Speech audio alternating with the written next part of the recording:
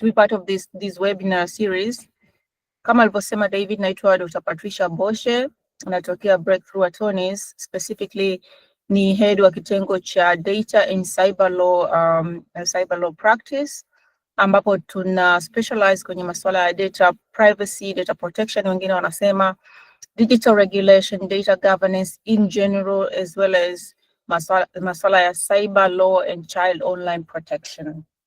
So governance in kwa katika hizo siku mbili au hizo webinars zilizotangulia ambazo Breakthrough Attorneys wali present, na kulikuwa kuna masuala ya generally yanazungumzia masuala ya governance and ownership ya startups in general, yani umiliki na uendeshaji wa startups, internal and external governance, masuala ya processes, administration and structure, relationship and partnership in general.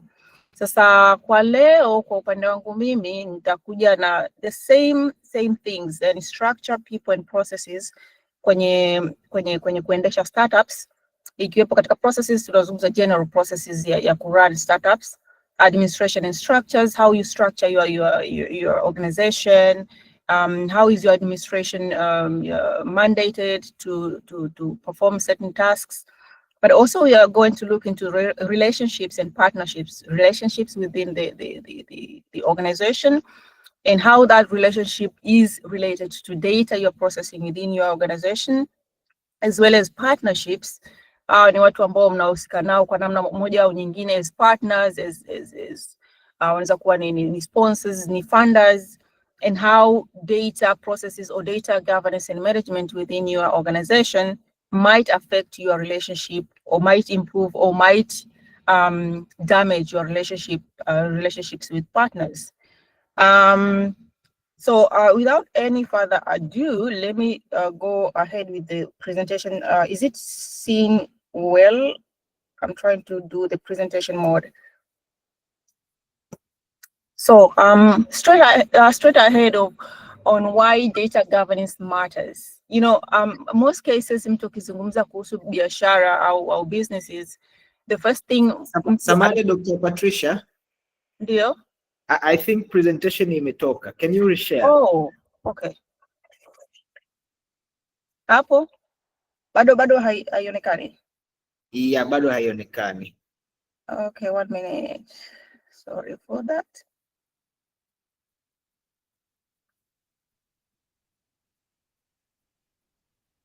Yeah, hapo inaonekana. Okay. The first time nilikuwa najaribu kuiweka in a presentation mode ili ionekane vizuri. Inaonekana in a full screen sort of. No, imetoka tena. Okay, basi nitaenda hivi nusu kwa sababu nikijaribu kuiweka presentation mode ndo inapotea. So I hope itaeleweka hivyo nusu. Sawa. Okay, asante. Hapo inaonekana? Yeah. Yes. Okay. So nilikuwa nasema kwamba mara nyingi tukizungumza kwa masuala ya business au ukiingia kwenye boardrooms nyingi, watu wanazungumza processes, wanazungumza partnerships, wanazungumza administration in terms of nini tunataka kufanya, vitu gani tunahitaji, capitals, watu na materials. But kitu kimoja ambacho kinasahaulika mara nyingi sana ni information au data ambazo tutakuwa tunazitumia au tutazihitaji katika kurun those processes. Why? Because data mara nyingi ni intangible asset. It's something ambayo unaweza kuiona lakini huishiki. So mnapokutana watu kwenye board meetings, mnapozungumza masuala ya business, quite often the role of data within your business, whether you are establishing a business or you are expanding your business, is either forgotten or inakuwa inachukuliwa kirahisi sana. Lakini kwa muundo wa dunia inavyokwenda sasa hivi, tunazungumza dunia ya kidigitali. We are going into digital transformation where data is the source or the foundation of digital economy. And so if you are establishing a business, if you are expanding your business, and you remove discussing data within the equation of establishing or developing or growing your business, then you are missing the very bigger picture of your business. So why are we saying data governance? Not just talking about data, but why data governance matters? Because first of all, it's the driver of businesses, as I say, in the digital economy. Lakini pia kuna sasa hivi tunazungumza masuala ya data protection, tunazungumza masuala ya cyber crimes, tunazungumza masuala ya digital protection, digital rights. Unapokutana na investor au unapokuzungumza na mtu ambaye anataka kusupport your business financial or otherwise, watataka wewe udemonstrate how safe, how trusted is your business, especially now that we are moving into a digital economy. So you have to demonstrate to your investors, to your partners, how secure, how are you set up to protect information, because without the data protection, without proper protection of personal data, especially if your business is crossing borders, because once you cross border, once you cross local borders in your business, you're dealing with other people from other countries. Remember, those other countries, especially if it's European sphere, there are laws that are very strict and really commanding that you pay attention to how you process and protect personal information. But at the same time, within local promises in Tanzania, tuna policies, tuna laws ambazo zina emphasize not just on data protection, but cyber security.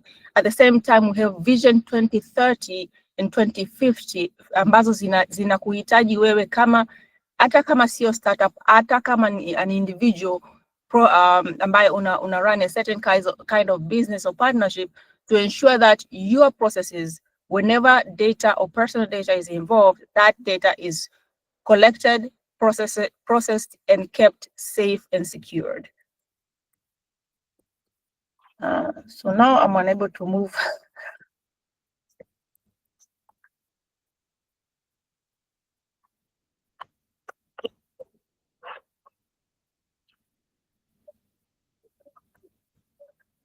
Okay, do you see the second slide? Because I think I'm having a technical problem navigating it. Yes. Okay, great. So I came across this quotation from the Times, which says, ironically, in the age of AI, the value of data increases even more than the big data era. Kama tutakumbuka tulivyoanza kuzungumza mambo ya Internet of Things, big data era, watu wakaanza kukimbizana wakiona kwamba kumbe sasa hivi tulikuwa tunazungumza masuala ya gold mining and everything, but now data is even more valuable than gold.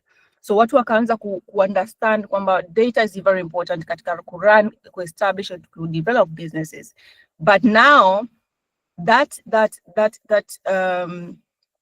ule muamko wa umuhimu wa data katika kipindi cha big era now is even more when we are talking about AI, innovation, now automated businesses and processes. So the effective data governance in this era, knowing that data is valuable, is a very valuable asset within your organization, is important to ensure that data is understood, trusted, secured, and usable across businesses. So you cannot just have data without assessing what the kind of data you have and how that data can be used to bring value into your processes and businesses. And how you do it is you will have to define how data is managed, who is responsible for it, and how it supports both innovation and compliance. So to have data is one thing, but to understand your data and how that data can help grow your business is another thing. And that's why it is important to not just have data, use data, but at the same time, be able to assess and see how such data, use it strategically to see how that data you have can help improve your businesses, improve your partnerships, improve your processes, and eventually improve your organization or company. Nilipoanza presentation nilisema kwamba mara nyingi tunavyokuwa tunafungua labda business au tunavyokuwa tuna business undertakings, most of the time tunajiuliza nini tunataka, tunakipataje hicho tunachokitaka, na vitu gani ambavyo tunahitaji kuvifanya ili kuweza kuvipata hivyo vitu. Kwa mfano tutaangalia labda tunahitaji what are the laws Kwenye sheria zinasema unataka kuanzisha startup, lazima niende nijiregister, niende BRELA, niende TRA. Ni kama ni specific sector, kwa mfano health, niende Ministry of Health kupata vibali na vitu kama hivyo. Na je, baada ya kupata hivyo vitu naanzaje kuendesha hii biashara yangu? Utaangalia nitahitaji this certain kind of technology, nitahitaji certain kind of human resources or certain kind of technology to run my business. But do we often ask ourselves, why do I need to do this? Why do I consider a certain law? Why do I consider a certain approach?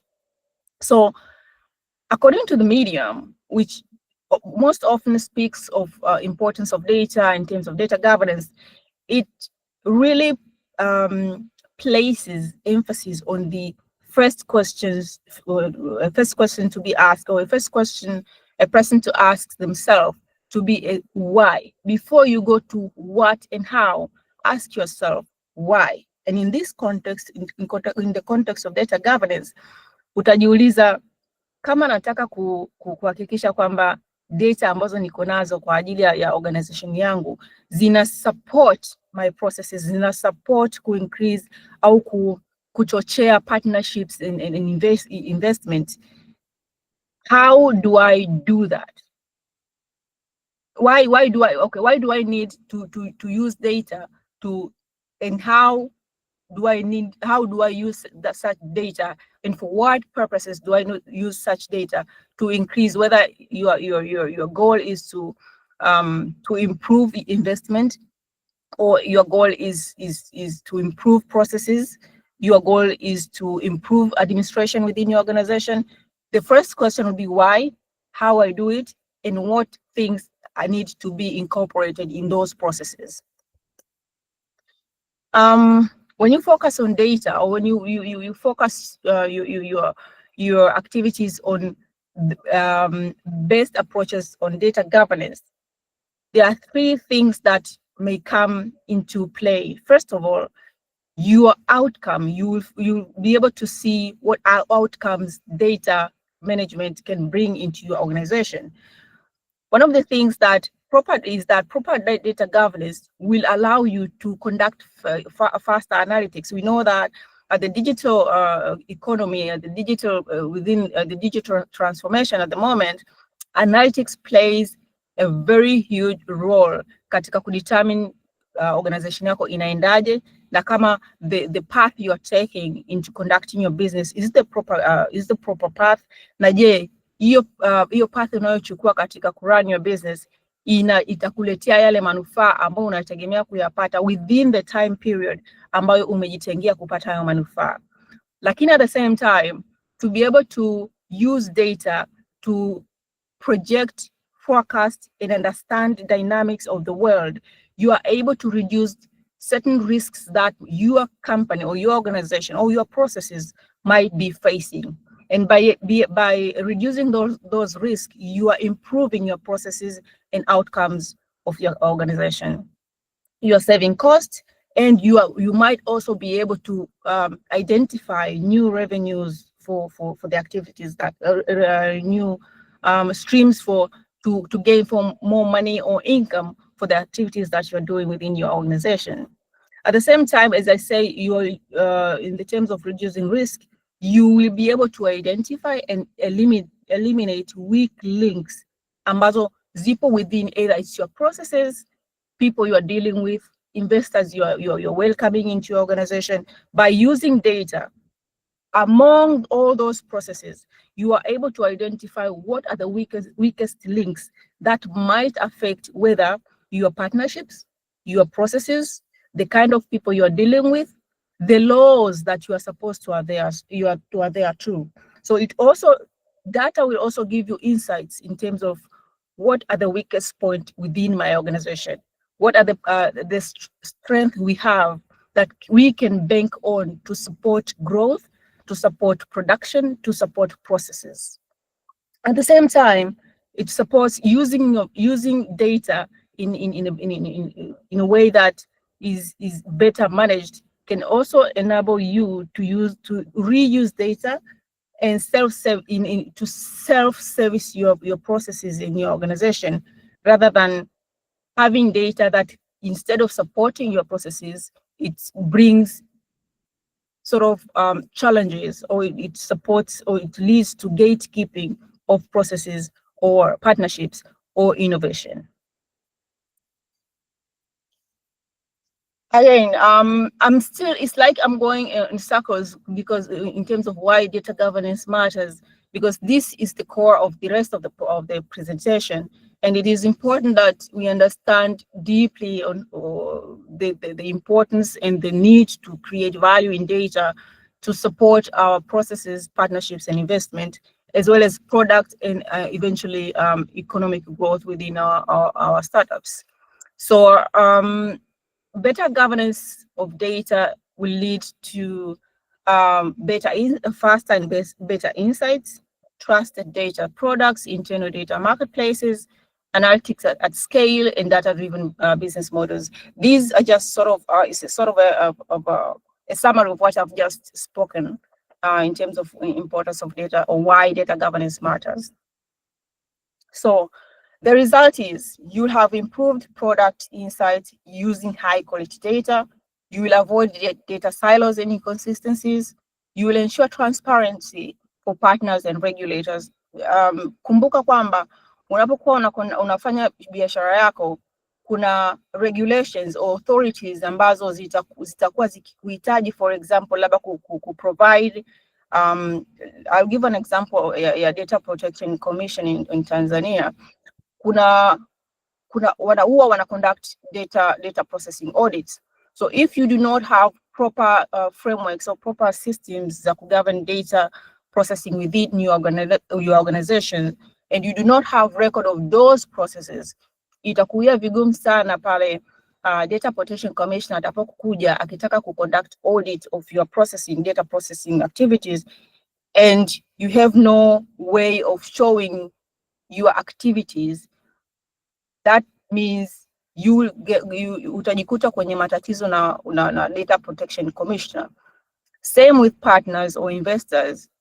Investors wanapokuja wakitaka kuinvest kwenye business zako, kuna some processes or some frameworks they will have to see, wajiridhishe kwamba huyu mtu au hii organization au hii business ambayo tunataka kuinvest ina conduct business zake kulingana na standards fulani za kimataifa au local standards ambazo zinakubalika kuiwezesha run business zake bila kuingia matatani either na sheria au na authorities ambazo eventually zinaweza zika affect their investment within your organization.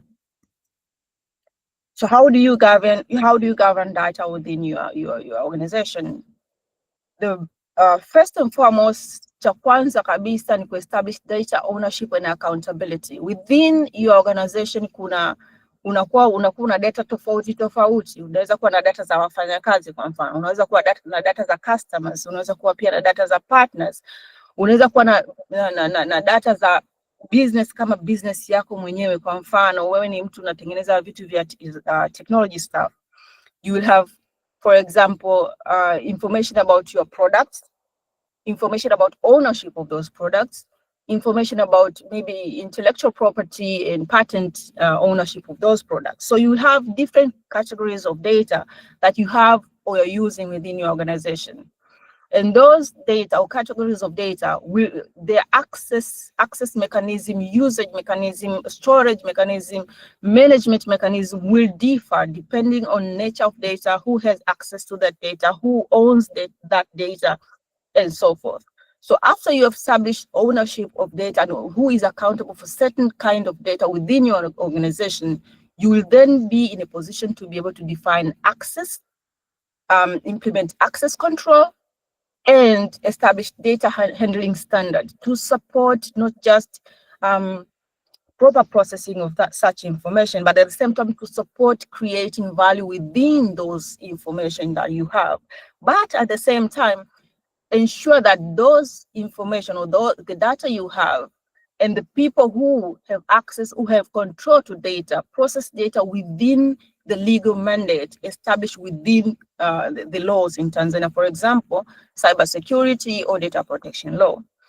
And then having established what kind of data you have, who is accountable for such data, who has access to such data, who handles such data, you will be able to come up with data flow maps on how data is collected within your organization, how is it stored, for how long should it be stored, because kumbuka sheria ya ulinzi wa taarifa binafsi Tanzania ina one of the principle ni kwamba lazima unapokusanya data za watu uwe na namna ya kuweza kuidentify kwamba certain kind of information is collected for this purpose and it will only be stored for this limited purpose. So hakuna, kulingana na sheria, hakuna information ambayo utaikusanya unless the purpose is ni ya daima. Hakuna information utakayo kusanya ambayo utasema hii information nimeikusanya na nitakuwa nayo na nitaendelea kuitumia daima milele. Lazima kila information unayokusanya, it depends na nature ya hiyo information na matumizi ya hiyo information ambayo unakusanya. Lazima uwe na tag, sio niseme nitumie neno gani, uwe na, you have to tag the storage limitations of such that information.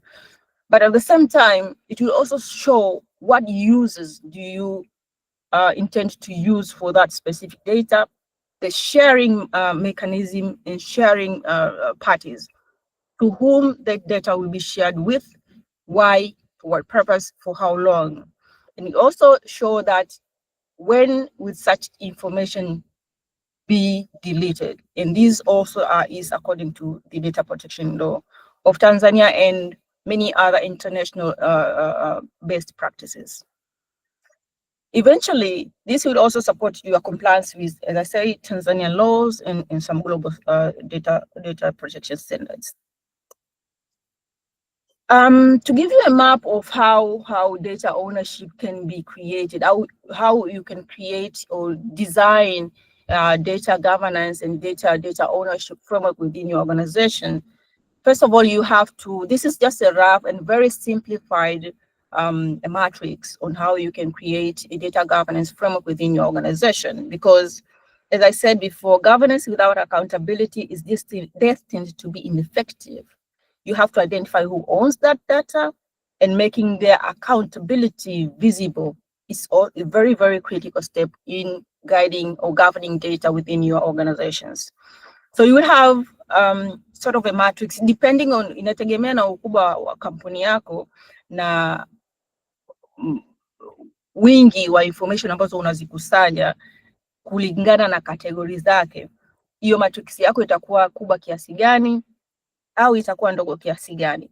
So the basic approach is you have the role, yani mtu muhusika wa kudili na hizo data. You have the responsibility, their primary responsibility in relation to that data, and their typical role in the governance framework. For example, you have to identify data owners. Usually depends on the kind of data. Again, data owner can be you can have like 4 or 5 different data owners within your organization, depending on what kind of data you are talking about. So you will have, for example, data owner, their accountability will be, their responsibility actually will be, for example, to maintain quality of data, to identify the usage of data, to be able to illustrate how such data can create value within your processes and administration within the company. And this could be like a business or functional senior leader. It depends, again, as I say, depends on the kind of data. You can have data steward. Kuna wale sasa ambao sasa wale ndo wanafanyia kazi hizo information on the day-to-day activities. It depends kama ni information kuhusu wateja, ni information kuhusu labda kampuni yako ni tech systems, you're dealing with tech systems. Those people who are doing the day-to-day activities ambazo zina involve data, those will be how do they wanasambazaje information, yani wale watu ambao kama ni kama guardians, data guardians so to speak. ambao wanakuwa nazo, lakini wanazihold sio kama wao ni wamiliki, lakini wanazihold in trust and for the purposes of using those data to support your organization operations. And then we all have data custodians ambao almost the same with data steward, but data custodians ni wale ambao wanakuwa na access and use for those specific data for the specific tasks they have within the organization. For example, hapa we have, for example, IT team or data platform team ambao sasa wao watapewa labda data information specific to support their functions as IT person or as a data platform team. So hawa kwa mfano, if you are in a company, una wafanyakazi, una customers, una management, lakini sasa wao kazi yao ni kuhakikisha kwamba mifumo inafanya kazi. Hawa access to data zao haiwezi kuextend to, let's say, specific details about customers or specific details about employees or management team. They will need only those specific technical data to support building up or developing systems au mifumo ya kuweza kusupport whether it's organization activities, organization processes, or to support provision of service to customers.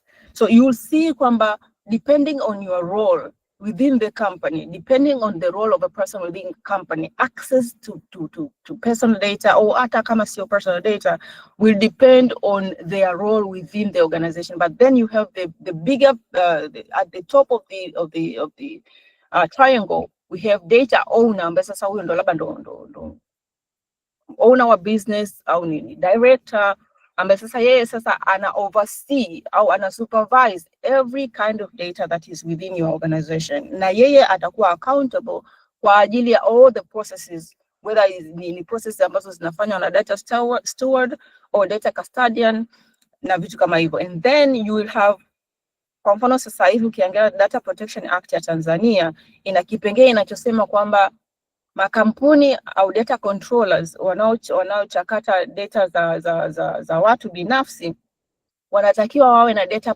protection officer au mtu ambaye atakuwa responsible katika kuimplement na kuhakikisha kwamba organization yako ina adhere to the Data Protection Act. Sasa hapo ndo tunarudi kwenye governance office, na mara nyingi hata kwa mfano before the coming of the Data Protection Act utakuta kwenye governance office ni ile sehemu zamani tulikuwa tunaiita masjala ambayo inakuwa na information au files of all kind and sorts of data. Sasa wale wanakuwa wanazihold zile information kwa sababu wao sasa ni kama a central team, tunaweza kusema kwa kutumia jina la sasa hivi tuseme wao ndo cloud. Yani wao ndo wanahodhi information za watu hao. Sasa hiyo governance office sasa yao ndo itadefine policies in this context. Tukizungumzia kwa mfano data protection officer, yeye ndo atadefine policies on how data should be processed within the organization in light of the requirement of the Data Protection Act. Wata support or wata recommend how oversight mechanism should be created within your organization.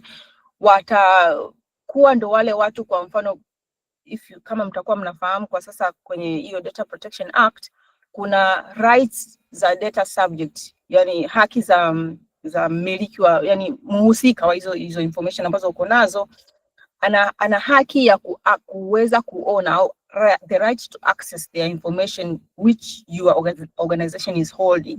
And that right to access also support their auxiliary rights such as the right to request for objection. Yani anaweza kushampa access kwamba sisi kwenye kampuni yetu tuna data ya za kwako 1, 2, 3, 4, 5, akiziangalia akaona mbona mimi hii data haiko sahihi, labda let's say ni binti labda alikuwa anaitwa Maria John, sasa hivi ameolewa anaitwa Maria Musa, anaweza kusema okay, hii information haiko sahihi, mimi sasa hivi I'm no longer Maria John, sasa hivi mimi ni Maria Musa, so I'm asking for the correction of this information. And that also goes along in a long way with your role as a data controller role yako ya kuhakikisha kwamba the data is up to date, the data is true, and in the integrity of data is maintained. But at the same time anaweza kuangalia data akasema no, naomba data 1, 2, 3 mzifute, sitaki mwenazo tena kwa sababu 1, 2, 3. So huyu hiyo ofisi, kama ni ofisi au ni mtu mnamdesignate as data protection officer au data governance officer, yeye ndo atakuwa anaisaidia kampuni in the long run, anamsaidia data owner ku create or establish and establish how the framework for data governance within your organizations, create policies on the use and disposal of data, and support the organization to create the data governance culture in general. And then you have customers or the consumer data ambazo ndio hizo nimezungumzia. Kuna use of data of your data products, kuna requests za access na issue kama hizo. So this is how, in a very simplified explanation, how your organization can be able to govern data, and how you can create roles, identify responsibility based on the typical tasks or typical activities such a person is doing within your organization. So in case you have a question, you may ask now, or you can write your question down and then we can answer all the questions at the end. I don't know which approach you would like to take before we proceed with other aspects. Yeah, I think to wale wanaandika maswali, so if you have questions you can keep them in the chat. Alternatively, unaweza kauliza mwishoni, but if it's a burning question you can just raise up your hand. We'll try to hold Dr. Patricia so that she can answer your query. Okay, thank you, Dave. So I'll just proceed based on that. So kuna vitu viwili, kuna maswala ya data protection. When you speak of cyber resilience and cyber protection, cyber hygiene, kuna mambo ya data protection na kuna maswala ya cyber security and cyber hygiene in general. So kuvitenganisha katika sehemu mbili tofauti, ya kwanza kuna hii data protection ambayo I've already spoken a few things about. We all know kwamba tumetoka mwaka 2022 tumekuwa na Data Protection Act ambayo tayari pia tuna commission ambayo ana-implement hiyo sheria, na tumeshaona, sijui kama mmeshasikia, mmeshaona baadhi ya maamuzi ambayo yameyafanya kutokana na matumizi mabaya au organization au watu kufanya matumizi mabaya ya information ambazo, kwa mfano unakutana na information online, mtu kaposti, unasema this is public information and I think I can use this information to boost up my business. You check that the information and you use in your maybe it's online platform, however you use it, without seeking or without taking into account the principles of data collection and data processes, which include consent of the data owner. And eventually there was a case, a person found pictures of a child on Instagram, thinking this is a public platform, the parents have shared these pictures, I can as well use it to boost my business, and use the pictures on his Instagram platform to boost his business. And actually the pictures that person used sort of got a lot of views and likes and things like that. But eventually the parents of the child, of the infant, approach it and say, we want you to pull down the picture because this is the picture of our daughter. We shared it because we wanted, as parents, we wanted to share it with the community, not that you use it for your own use and for business purposes. And the person denied or declined to pull down the picture because she claimed the picture was found on public platform and hence for public consumption and public use. But not knowing that, or maybe in ignorance of what the law now says, the matter was brought before the Data Protection Commissioner, and indeed it was decided that, and especially in this case, information of a child, you cannot use such information without have explicit consent of the data subject or data owner, in other words, regardless of the fact that you found that information on a public platform and has been shared. But if you are using such information for business purposes especially, you will require to have either legal basis for using such information, or you have a written consent or explicit consent from the owner of data. So that was just so sort of a background to give you before I started explaining what could happen if your organization does not pay attention to principles for processing of personal data that are provided within the Personal Data Protection Act. Things that could happen is penalties and fines, as the case that I've just narrated. And sadly or unfortunately, our law also imposes imprisonment in case the breach based on commissioner assessment is to the extent that fines or penalties will not sufficient, and they want to make an example so that, or to deter others from doing this, you may face fines and penalties at the same time. But beyond that, breach of the Personal Data Act and many other acts that we'll see today might lead to you having your operating license suspended based on the breach of just or misuse or misprocessing of personal information.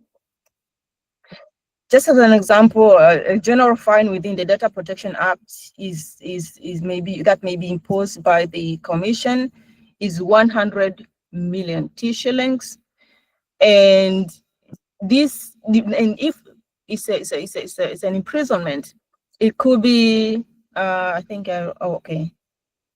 it's section 60.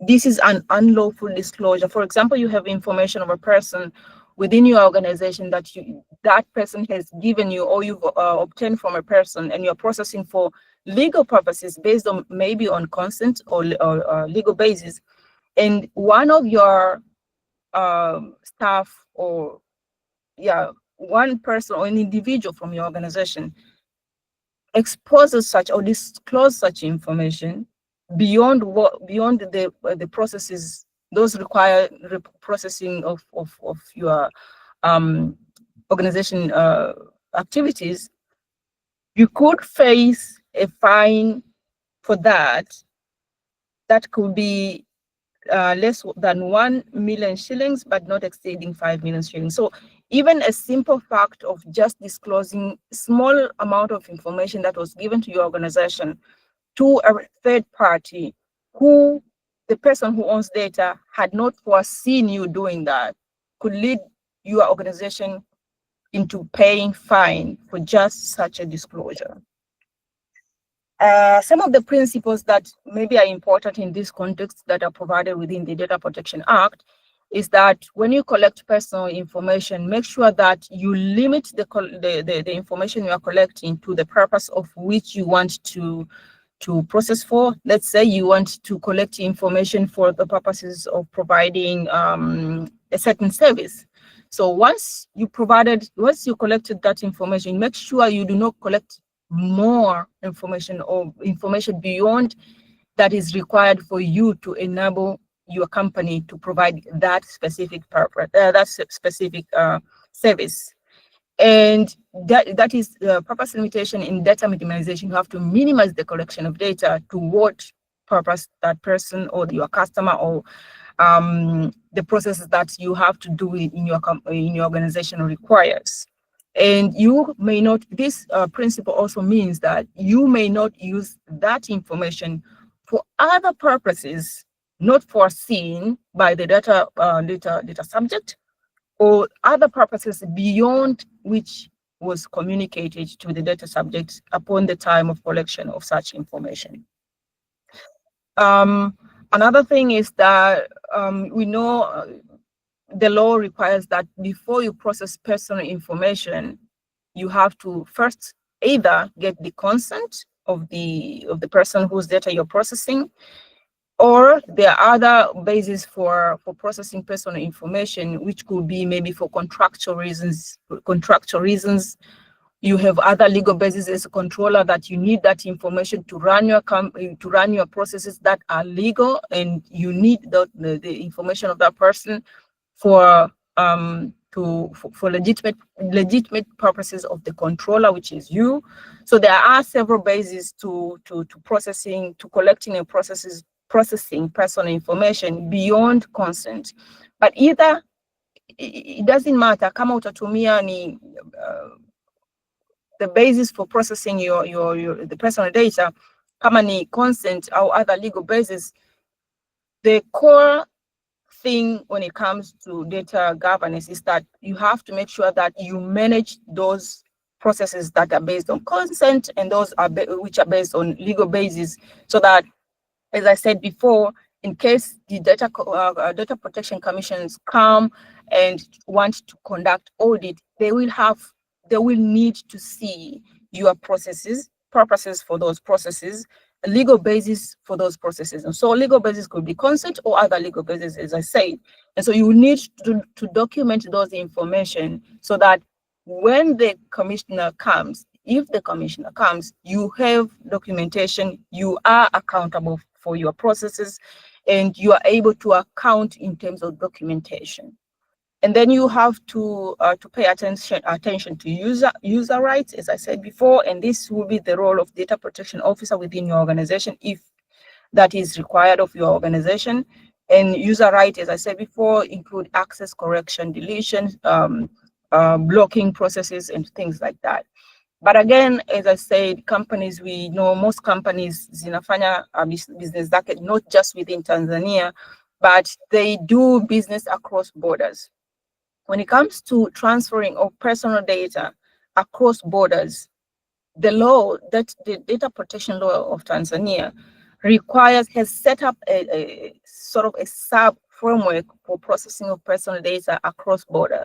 And the first requirement is that before you send or you process or you allow access to your personal data you've collected to a company or individual from another country, you have to make sure that that country where the data access is given, or that organization from that country where access is given, has a framework that provides for adequate level of protection for such information that is given. And adequate level of protection, that is a technical term, I understand, lakini ni kwamba unatakiwa kudemonstrate kwamba kama mtu anayeomba kupata hizo data zako, au unahitaji kutuma data au kuprovide access to data kwa mtu, kwa mfano aliye Kenya kwa mfano, unatakiwa kujihakikishia na kuihakikishia commissioner in case itakuja kuuliza hayo maswali baadaye.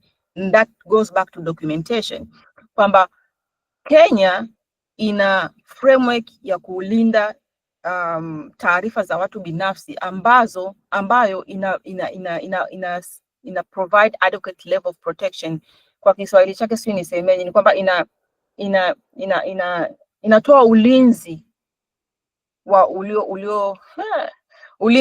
ulinzi sahihi, si niseme ulinzi madhubuti ambao unalingana au unaendana na ule ulinzi unaotolewa na sheria yetu ya Tanzania.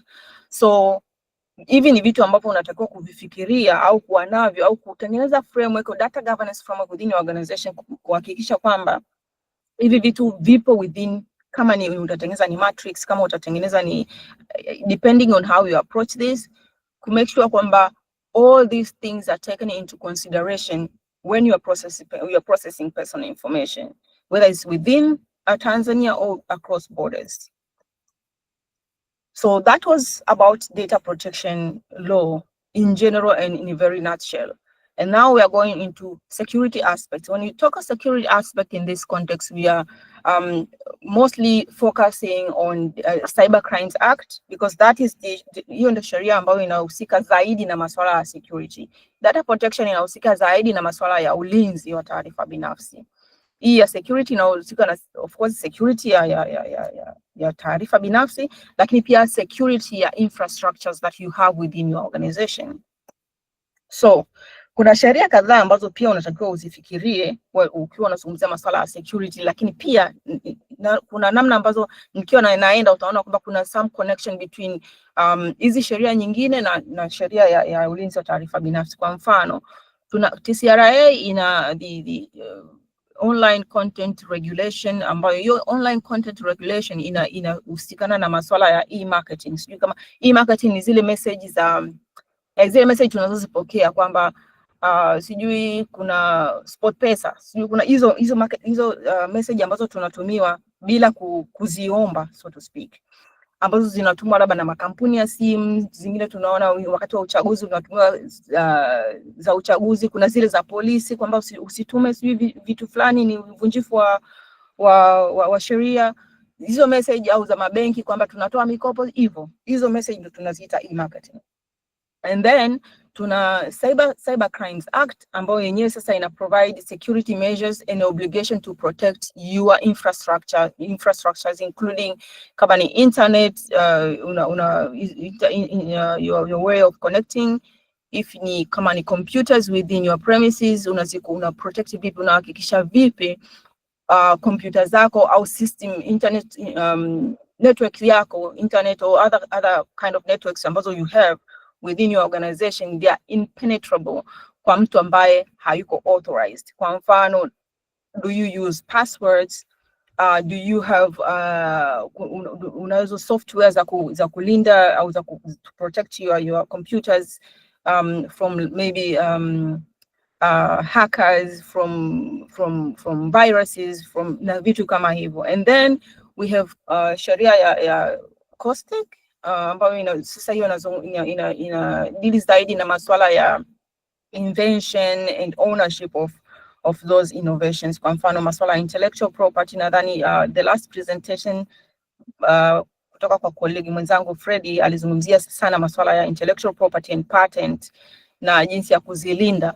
So kuna hiyo sheria pia inazungumzia, na kumbuka masuala ya intellectual property na patent nayo yanazungumzia, yanagusa kwenye masuala ya data au information. And then it depends na startup yako inahusikana na vitu gani. Kama ni masuala ya fintech, maybe you will have an app that secures mobile money transfers, because we know ukizungumzia masuala ya pesa ni masuala very sensitive, na ni masuala ambayo yanaweza kuwa yanahitaji organization yako kuwa na extra security measure as compared, for example, kama unadili na masuala ya let's say agritech, unakuwa na system ya agritech data system, inaweza kuwa in terms of security zinaweza zikatofautiana sana kutokana na sensitivity ya data ambazo zinatumika au zinasafirishwa kutokana na hiyo mifumo. You may also have health tech, edutech, with platforms that they manage maybe the privacy of their students. How you set up those security management, it will depend on the nature of information you have, the sophistication of the infrastructure you have, and the man-how you have within your organization. But those are the things that you need to consider when it comes to security measures and protection of cyber hygiene in general.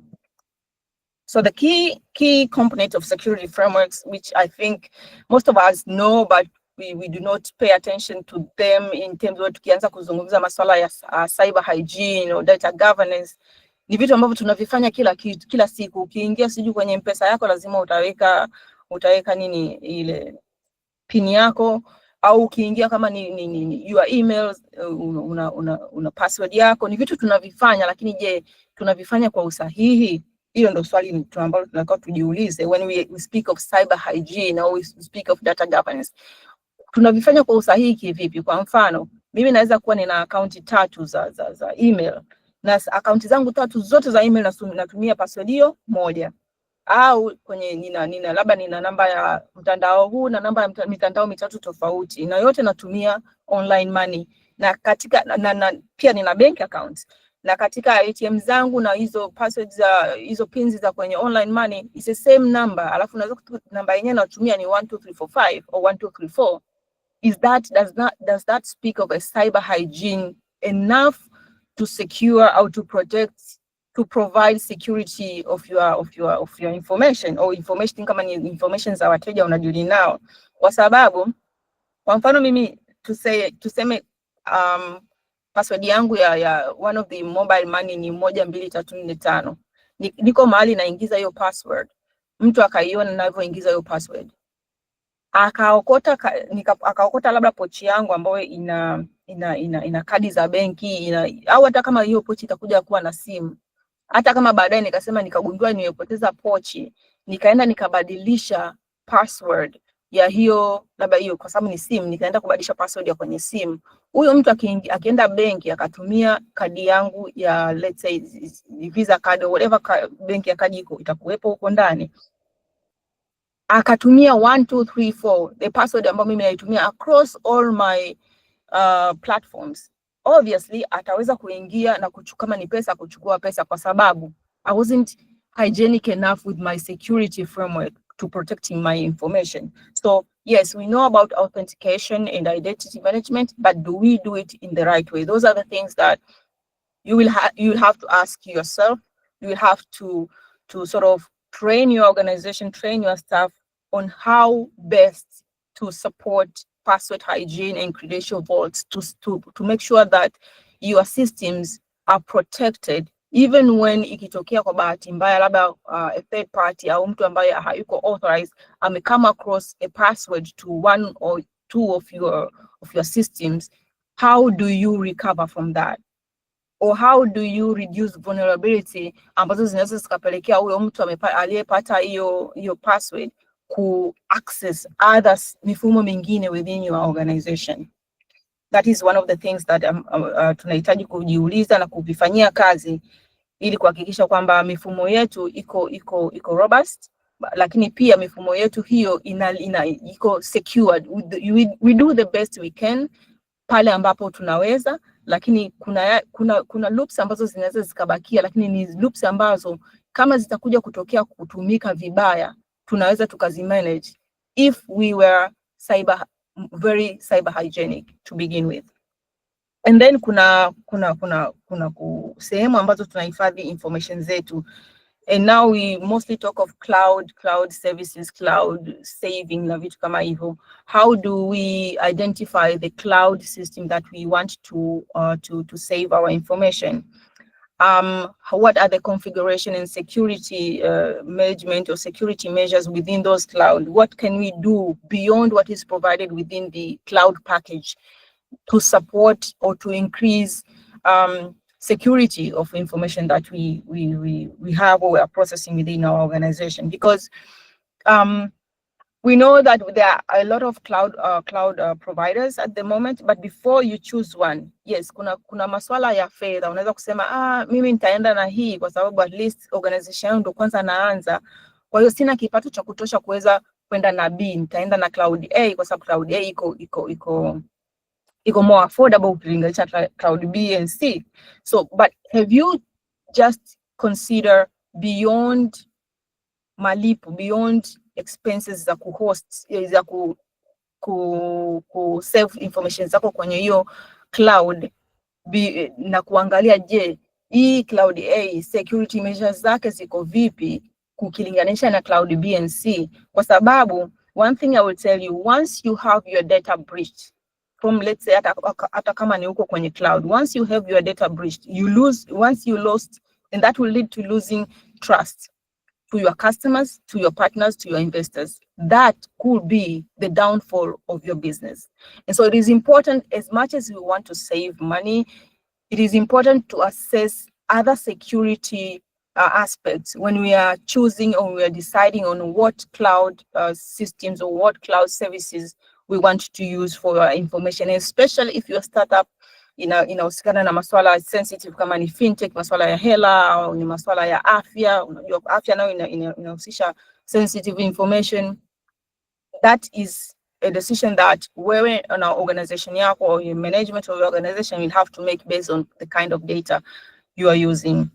And then you will have to have things to consider as well in your logging and monitoring. How do you do that to ensure that the logins, ziko sahihi, kama kuna dalili ya breach, how do you recover na vitu kama hivyo. And then bring awareness to your staff, to your organization about authentication processes, password hygiene, phishing awareness. For example, you can also provide training that shows how phishing can happen, maybe kwa kutumia link, kufungua documents zinazokuja mtu ambazo anazipata kwenye email au hata kwenye simu kutoka from an unknown contact na vitu kama hivyo. To bring awareness, the overall awareness to your organization is also one of the very important aspects to support your organization cyber hygiene, because if wewe kama manager, wewe kama owner wa kampuni unavijua hivi, alafu watu wako wa IT pia wanavijua, lakini your staff do not know, are not aware of these things, that is the biggest weak link within your organization. So the whole organization needs to, to be riding in the same direction. And then, as we know, startups or any kind of business wanatumiaga vendors na third party katika kuendesha biashara zao. So it is also important, as much as you invest in internal systems and manpower, it is also important to invest on your vendors and third parties to ensure that they know the importance of data governance, at least in your context, and how you expect, or at least you can even need, kwa mfano, Data Protection Act ina insist kwamba unapokuwa na wanaita ni data processors, sasa hawa a third party or a vendor, ukiinvolve third party or a vendor, ni lazima uingie naye mkataba, hata kama ni vendor wa nje ya nchi, uingie naye mkataba wa kuonyesha kwamba yeye kama yeye anatumia vigezo gani au security measures gani za kuhakikisha kwamba ile information wayompatia kwa ajili ya kusupport your business processes ataitumia na kuiprocess na kuidiscard in the same manner you are doing within your organization, so that you are not risking compliance mischiefs, you are not risking breaches, data breaches, you are not risking kupelekwa mbele ya commissioner kwa uvunjifu wa sheria, kwa sababu kumbuka, wewe kama data controller unapo engage data processor, ambao sasa data processors in this context ndo hao vendor na third parties, unapo wa involve hao, in case there's a liability ambayo inatokana na information ambazo wewe kama data controller ndo guardian ndo owner, you will also be liable, because those are considered under the Data Protection Act, they are considered as not principles in this context. So it is also very important to not just manage and ensure compliance within your organization, but beyond, to people or third parties or vendors that you are involving in conducting your business. Generally, this is just what I've talked to support strengthening cyber resilience, is to ensure that you prevent threats. You can have several techniques depending on the nature of data you're processing. You have practical incident response step, such as for example, ukiangalia kwenye sheria ya ulinzi wa taarifa binafsi, inamtaka kwa mfano kama unakuwa na data protection officer within your organization, akishakutengenezea ile framework for data governance, anakuwa na manamna ambayo ile itamsaidia kuweza kuidentify kama kuna a threat to data breach, au hata kama kutakuwa kuna data breach yenyewe imetokea, ana respond vipi. Na sheria inataka within 72, first of all, akisha identify kama kuna threat, ni kuhakikisha kwamba ana eliminate au ana reduce risks ambazo hiyo threat inaweza kuleta to personal data, but within 72 hours, kumbuka hiyo ni siku 3 tu, awe ameandika report na amereport hiyo incidents to the Data Protection Commissioner, na kuelezea ni nini kimetokea, what kind of data imekuwa breached, the effect na actions ambazo wamezichukua ku eliminate au ku minimize risk of the breach. So those are the things that also you have to take into consideration when you're building up you're creating your data governance framework. And again, you can also, instead of having it it done manually by a data protection officer. You can have, you can use automated tools. There are a lot of automated tools to do that within the market. Yeah, this is again sort of ni kama nasisitiza au naweka msisitizo, lakini in this case ni kujaribu kutafuta vitu ambavyo, knowing that most startups wanakuwa katika stage ya kuanza biashara, kwa hiyo finances kidogo zinakuwa ziko limited. Kwa hiyo kuna vitu ambavyo unaweza kuvitumia kukusaidia katika kugovern your data, ensure cyber resilience and cyber hygiene. Unaweza kutumia, kwa mfano, unaweza ku support your organization and people you have to use MFA everywhere kwa watu wako, kama ni founders, kama ni staff, kama ni your team, to make sure that they use that, and then you can have automated backups, kwa sababu sheria ya data protection inasema kwamba data breach includes pale unapopoteza data. Data breach sio tu pale if an authorized person anapo access information from your system or from your organization. It includes pia pale unapopoteza data za watu. Imetokea labda ulikuwa na data unazisave tu kwenye kompyuta yako, hauna cloud whatever backup, zikapotea zile information, that's considered, that's within the definition of data breach. So to be able to avoid that, you will need to have backups to ensure that at all times your information ambayo uko nayo kama nini, about the business, about people, about partners, whatever kind of business you have, is backed up and data is secured, whether it's within your computer, and if you've lost that in your computer, you still have a backup of information to support your processes in administration. And then the use of secure devices, and you can also create simple reporting channels for cyber incidents within your organization, which will also support reporting those incidences to specific authorities. I don't know how I'm doing with time, but I still have like two, 3 slides to finish up. Now we are talking about preparing for investors. Now that we know how data should be protected, how to support cyber hygiene, now how do we prepare for investors in relation or in the context of data management, and why is it important actually to speak of preparing for investors kwenye masuala ya data? Kwa sababu mara nyingi tunapozungumza preparing for investors, tunafikiria we need to have forecasts of our activities, we need to have a report of our activities, we need to have our visions, we need to have a forecast of a 5-year forecast na vitu kama hivyo, ambavyo hizo ni people, processes and activities. Lakini how is data coming in? How is data important in preparing for investors? Preparing for documents. Unavyo prepare documents zako, it's all about data.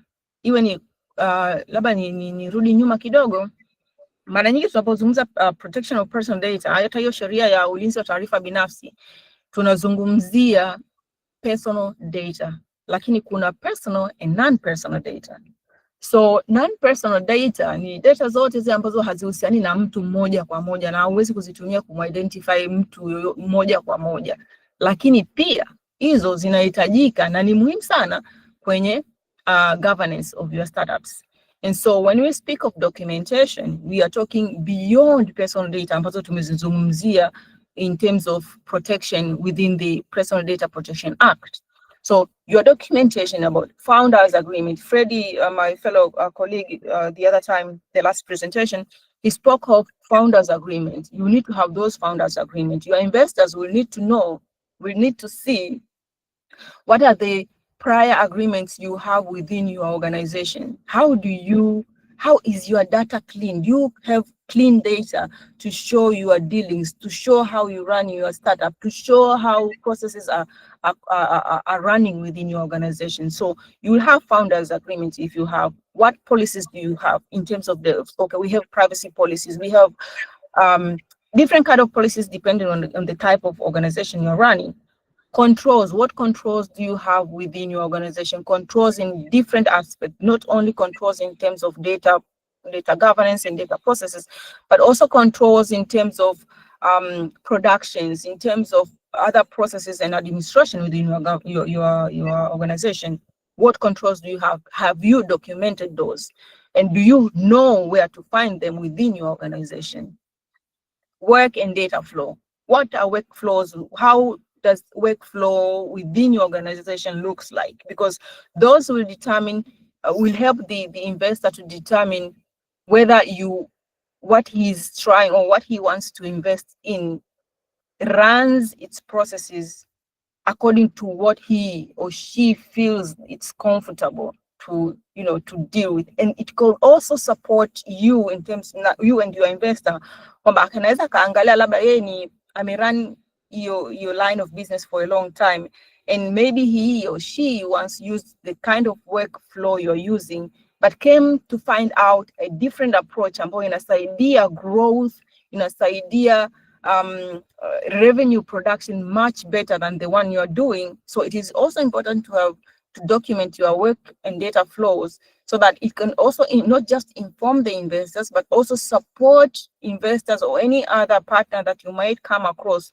to help in improving your workflow and data flows to support your processes and eventually income.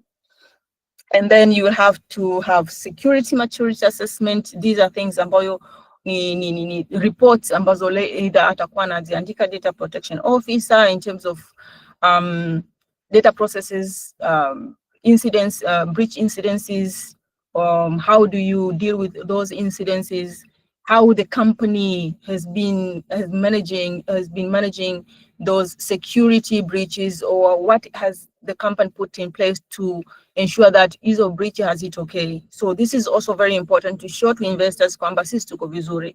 So tuna run business, but pia we have in mind security of our processes, not just security of our processes, but we have documents to prove or to illustrate what we do, how we encounter those potential security breaches and things like that. Those would also bring, would go a long way into attracting partners and investors. Again, demonstrating resilience and transparency, the same thing ambayo nimeongea hapo. Transparency, the fact kwamba una document every hizo activities zako, una hizo policies, una control and workflows, document hizo potential security ambazo umeziweka in place, potential security breach, in how a company has decided, came up with an idea of countering potential security breaches. Those are things that demonstrate transparency in your processes. And those are the things that investors will really much like to see, to go through with you when you are welcoming them, and be able to assess, not just assess, but also assist you in improving your processes. So where to start? How do you start all this mumbo jumbo I've been talking about? Data governance and security framework. You have to create that, as I presented ile chart ambayo nimeonyesha hapo mwanzo. You have to have a data governance framework ambayo inaonyesha who owns data, who is a custodian, who is a data steward, who is dealing with mtu wa mambo ya policy, how to and the implementer, so to speak. And what are the rights? What about my customers? Where do they fit within the whole governance framework within my organization? And within that data governance framework, you may also insert a security framework on how, as I just spoke in the last slide, how security framework has been constructed within your organization. What are the weak links that you've been dealt with? How have you responded to security problems? What are potential security problems you foresee, and how you intend to counteract them? So those are the things that once you've made an assessment of your startup, those are the things that you need to start with in terms of data governance and security infrastructure.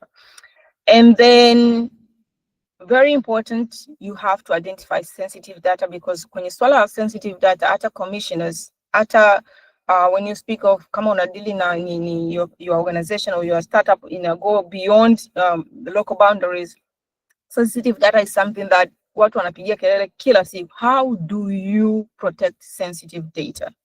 And these sensitive data zina run depending on a country wanavyo define. Like kwa Tanzania kwa mfano, sensitive data ina include data za watoto. Wewe unadili vipi na data za watoto kuhakikisha kwamba hazivujishwi, hazitumiki vibaya, hazi end up to injure the privacy of that child. Kuna information kuhusu, ukienda Kenya kwa mfano, sisi kwetu ni tofauti, lakini ukienda Kenya kwa mfano, sensitive data inahusisha mpaka information za wanandoa, kitu ambacho of course kwetu hakipo. Lakini sasa you have to identify wewe sensitive data unadili nazo vipi, ili kwa mfano investor yuko labda Marekani, anataka kutumia data zake na hizo data zinahusisha sensitive data, anataka kujua wewe mifumo yako itazilinda zile sensitive data the same way mifumo yake kule Marekani inalinda hizo sensitive data. If not, believe me, you will not get those information. You also have to assess your weakest security link. Nimeshazungumzia hiyo na how to be able to devise a counter measure to that, and a simple governance improvement plan. We know unavyoanza your startup, unakuwa una plan yako kwamba this is what we want to do, these are our goals, these are our processes, these are our people, and this is our maybe 5-year plan, 10-year plan, 15-20 years plan. But katika unavyozidi kuendesha hiyo business zako, kuna vitu unakutana navyo kwenye market, kuna vitu unajifunza kutoka kwenye market, unajifunza kutoka kwa partners na competitors. Do you have a governance improvement plan? Because investor anapokuja kwako anaangalia wewe umeanza mwaka 2020, natoka mwaka 2020 hatuoni improvement, yani hatuoni, ndio labda you are making sufficient money, lakini hatuoni potential growth based on your auditing of the industry, auditing of your competitors, auditing of your partners. Hii inaleta picha kwamba you are not using your data right. The data you have about the market, the data you have about your competitors, data you have about your partners and investors should also be able to inform you on how you can grow, even if you are making enough money, how you can grow your business from the initial plan to a better plan. So that's again, tunarudi kwenye ile aspect nilimzungumzia mwanzo ya umuhimu au why do we need data governance. Zile data governance zinakupelekea kwenye analytics. Analytics inakuletea information, evidence based information or evidence ambayo inakusaidia wewe to come up with improvement plan of your business, something that it will go a long way to attract investors. Wakikuona kwamba you are wanaita nini, you're not a reactive company or a reactive startup, but you are a proactive startup.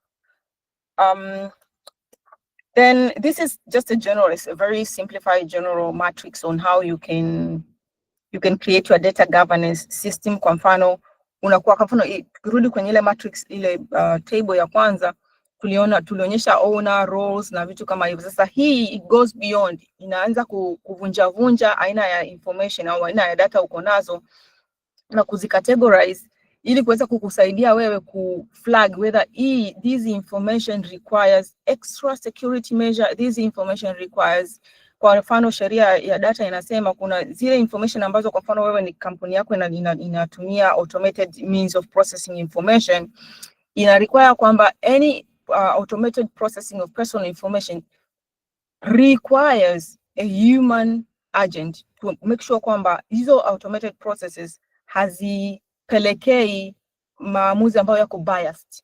So based on this mfano wa hii matrix hapa itakusaidia wewe ukitengeneza kitu kama hichi, not just to manage your data, govern your owners and roles, who does what when with the data of your organization.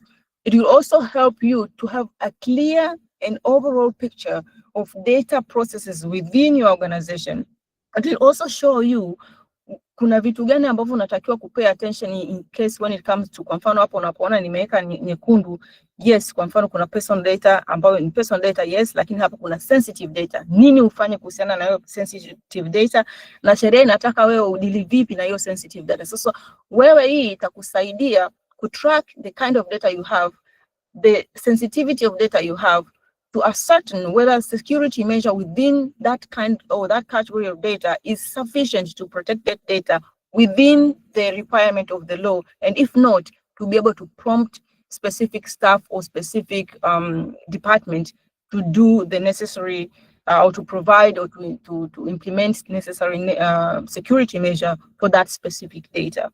So it's a very simple matrix ambayo unaweza kama una watu wako wanaweza kukaa chini wakaidadavua, wakaiandika, wakaitengenezea hizi zote basis source, wanaandika, unaona kabisa hii kwa mfano information hii tunashare na third party. Je, huyo third party itakusaidia sasa na wewe ku manage your data movement. Je, huyo third party tunashare naye ambaye ni vendor wetu, do we have a contract with this person? No, we need to have a contract. Oh, do we have a contract? Yes, we have a contract. Lakini contract yake tuliingia naye mwaka 2010. By that time, sheria ambayo ilikuwa na govern haya mambo ya cyber hygiene ilikuwa Cyber Crimes Act. By that time, kulikuwa hakuna Data Protection Act. We need to update that to feature in Data Protection Act. So when you have certain matrix, when you have an overview of your data processes within your organization, it will not only help you to know what kind of data you have, use that data to value your processes and administration, but it will also support your compliance, legal compliance. And again, it will also ensure that your vendors, third parties dealing with data are in alignment with your internal processes and avoid to come into conflict with law or to jeopardize your future contract or partnership or investment.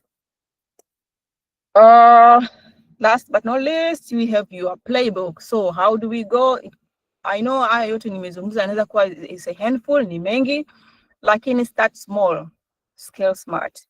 Use hata Excel sheet. Kwa mfano hiyo slide ya mwisho ambayo nimeitumia hapo, it's just a simple Excel sheet ambayo mtu yote anaweza kuifanya.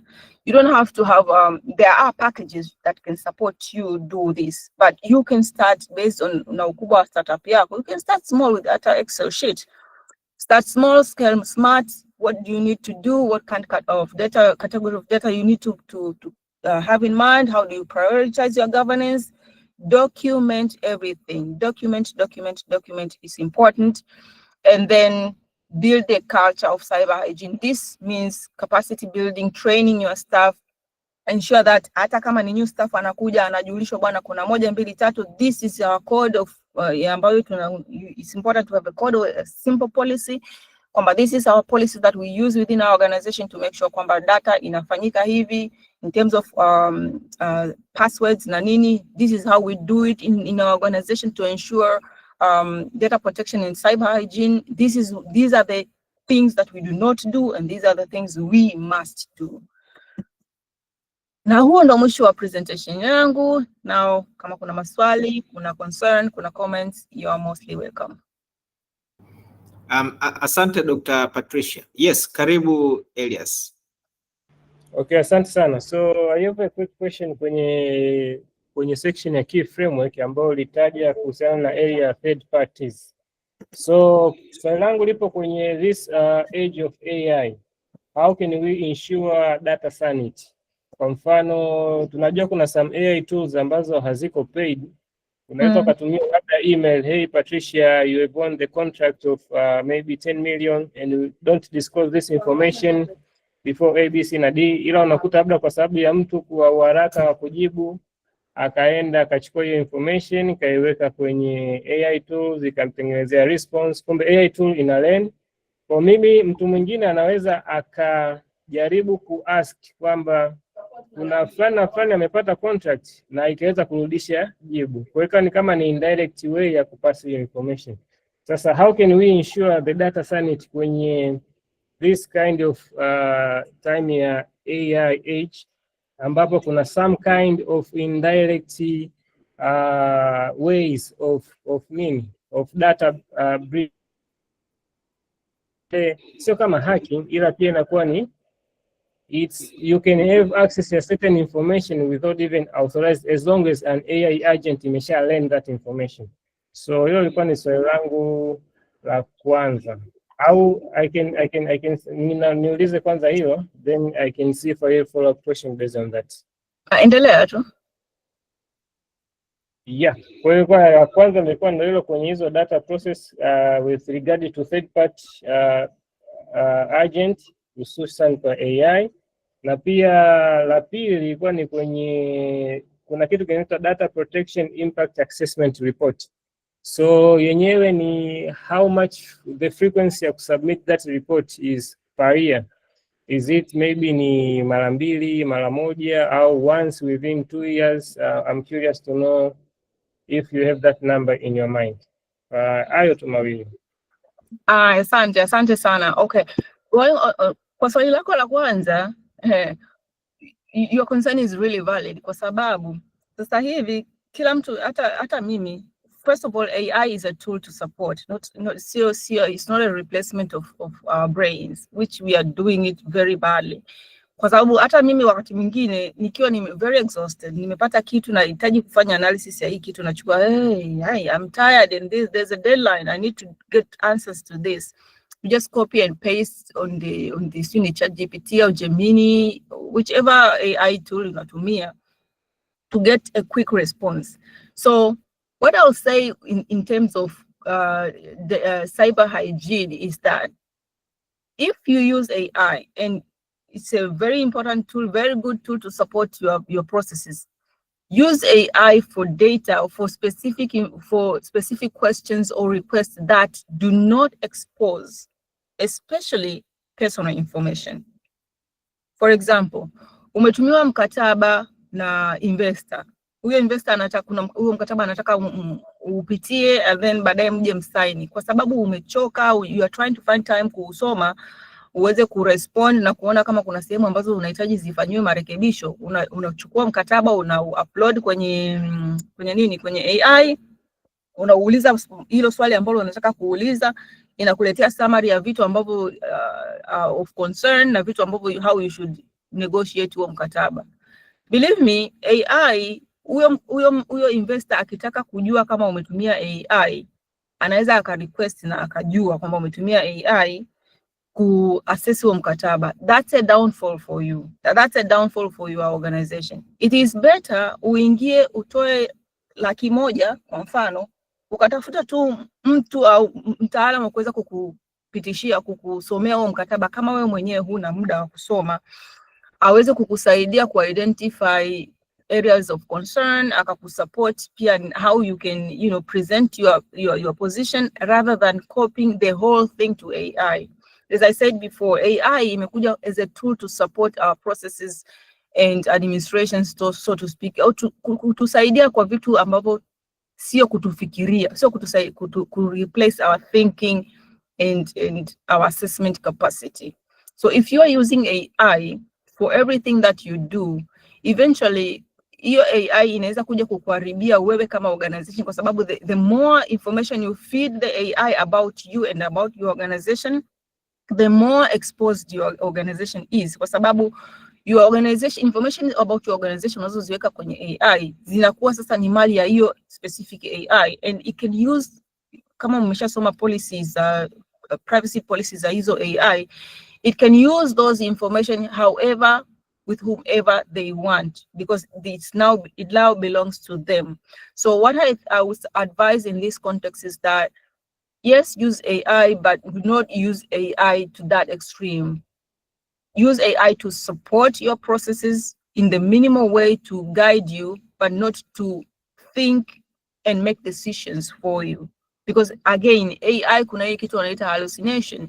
Unaweza ukatumia AI na kama ndo umeshakuwa mgonjwa au una uraibu wa AI, itafika kipindi itakupa majibu ambayo si kweli, kwa sababu umeshazoea imekuwa ikikusaidia, ukatumia hayo majibu kama hivyo, ukapeleka majibu kwa investor akiangalia anaona this does not reflect reality. And so hiyo itakuonyesha, it will speak a lot about your incompetence. So it is important, yes, you can use AI. They are here to help, to assist us, but do not use it to replace your thinking capacity. Do not use it as your brain, but use it as a supporting tool.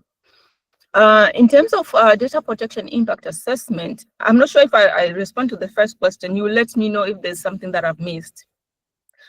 In terms of data protection impact assessment, is that to conduct data protection impact assessment, you do not do it for every process. These are conducted to processes that are critical or they have high risk.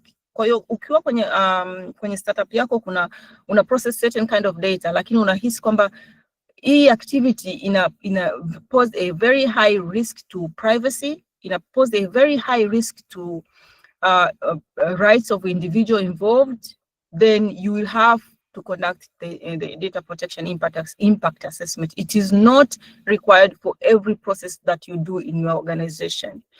I'm trying to find an example. For example, you want to install CCTV in your organization, first to support for security purposes, like at the same time, maybe you want to monitor wafanyakazi wako kama wapo kazini na vitu kama hivyo. Hii installing of CCTV inachukua information, every information, hai segregate, ita record kila kitu ambacho kinatokea within hiyo scope ya hiyo camera. So kwa sababu ya hiyo kuna uwezekano wa kucollect sensitive information, ambayo collection of sensitive information kwenye sheria inasema kucollect hiyo unahitaji a written consent to collect it. Now, kama ni legal basis, kuna some explanation on how legal basis to do that will be qualified.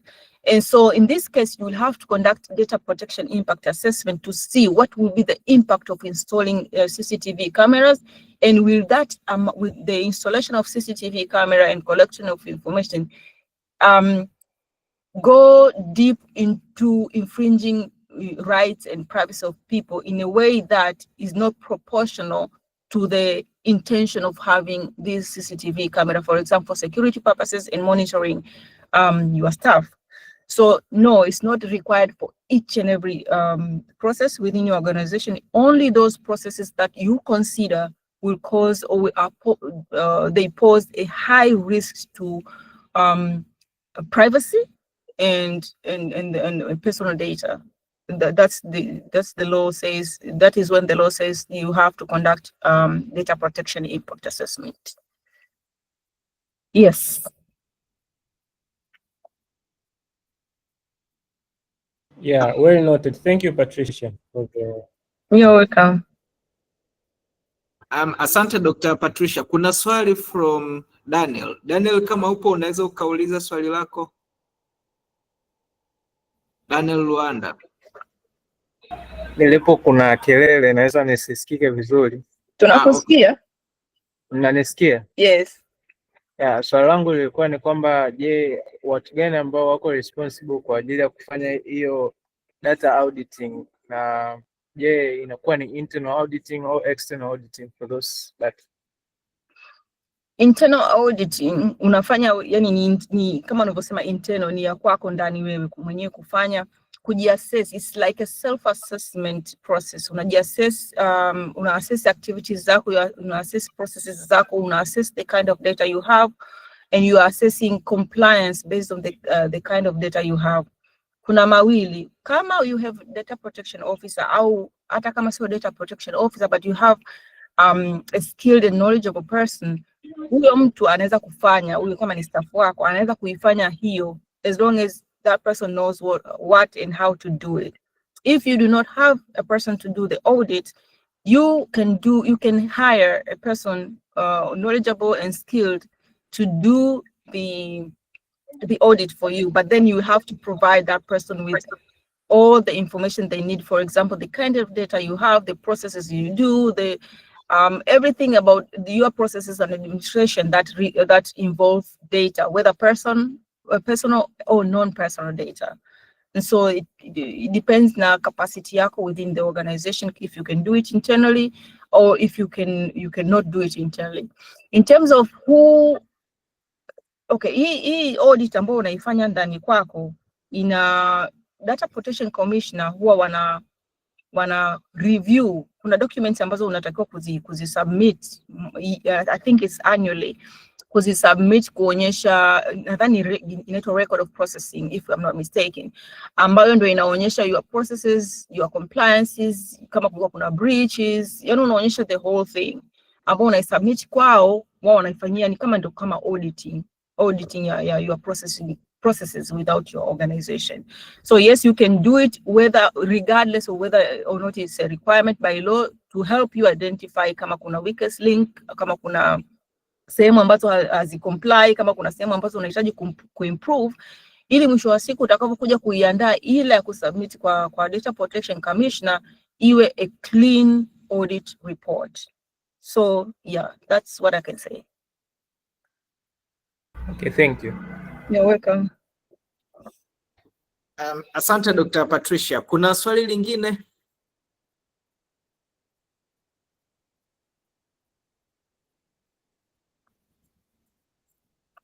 Sawa. Basi kama hamna, tumefikia mwisho wa webinar yetu kwa leo. Just for reminder, as one of partners kwenye Tanzania Startup Week mwaka huu, Breakthrough Attorney watakuwepo during the week. Watakuwa na workshops 2. Workshop ya kwanza itakuwa ni kwenye corporate legal governance for startups, na workshop ya pili itakuwa ni kwenye cyber security and data protection law, ambayo itakuwa ni extension ya hii webinar ambayo ameifanya Dr. Patricia leo. So when you are planning to attend the Startup Week from December tarehe 1 mpaka 5, PSSF Auditorium, Millennium Towers, you can attend to their workshops kwa ajili ya kuengage nao zaidi na kujifunza zaidi as far as legal aspect of business is concerned. Kabla sijafunga, naona kuna mkono from Jay, karibu. Shukrani. Mimi nilikuwa nakuuliza brother Emmanuel kwamba kama kuna records za webinar ambazo zimepita, maana nahisi nimemiss webinar 2. Kwa kuna recordings zinaweza kupatikana, tashukuru sana. Yeah, nilikuwa nimetype kwamba recordings zipo za webinar zote 3. Tutashare. Actually huwa tunashare kila baada ya webinar. Inawezekana tu umezimiss kwa bahati mbaya, lakini tutazishare pamoja na hii ya leo. Okay, sure. Sawa. Dr. Patricia, take home for 2 minutes. Take home is that governance and documentation very crucial to your organizations. Thank you. Asante sana. Thank you everyone for attending. Asante sana Dr. Patricia kwa kutujoin. Webinar inayofuata itakuwa hosted by PwC, one of our another partner, next week. Itakuwa inahusiana na investment readiness. Information zitatolewa as time goes. Otherwise niwatakie jioni njema. Asante sana David. Jioni njema kwenu nyote. Thank you.